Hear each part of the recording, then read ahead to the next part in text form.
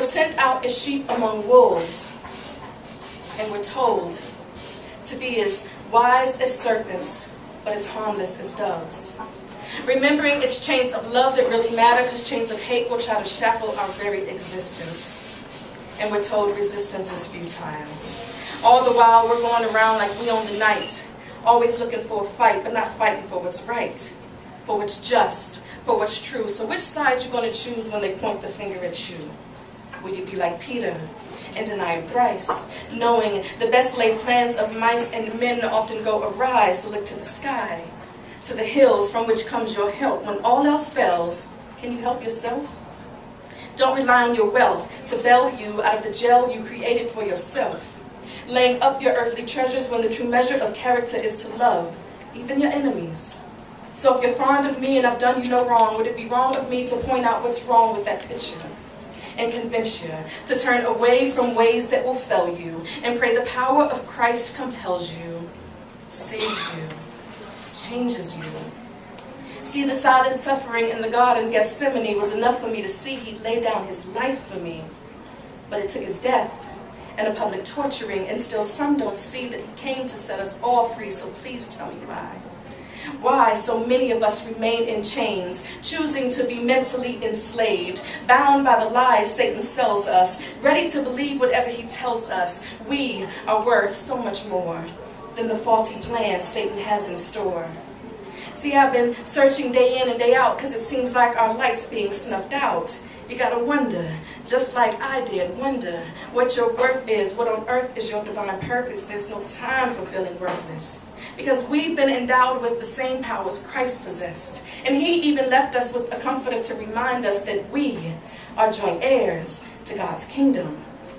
So if you want to know true freedom, stop living in the hell you created in your mind. I could tell you my true hell was living my life like it was mine. But the truth is it was only loaned, given to me by my Father above, a declaration of his undying love. And sometimes I fear I may not be the blessing that my Savior showed me by his lessons, lived through his life here on earth, reminding me what my life is worth. See, it was ransomed by his death and justified by his birth. And sometimes I fear I may fall short, but in the end I know it's worth this daily effort, even when I'm feeling discouraged. So I'm calling on my courage, beseeching my bravery, summoning my skills, ordering my words the way God orders my steps. I'm beckoning even my breath to cooperate, because this message just can't wait. It has to be delivered right now. It has to be received somehow.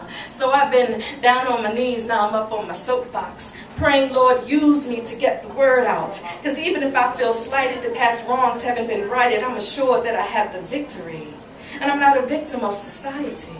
I'm not a product of my environment. I am a child of the Most High, just trying to be mindful how my time is spent. Because we were meant to be the head, not the tail. To succeed, not fail. So we should set ourselves apart by hiding his word in our hearts. Step out on faith, believing that the message you're receiving was meant for you to hear right now. This day, this month, this year, this spot, this venue, this messenger, and you. It's time you decide what you want to do. In other words, it's time to choose.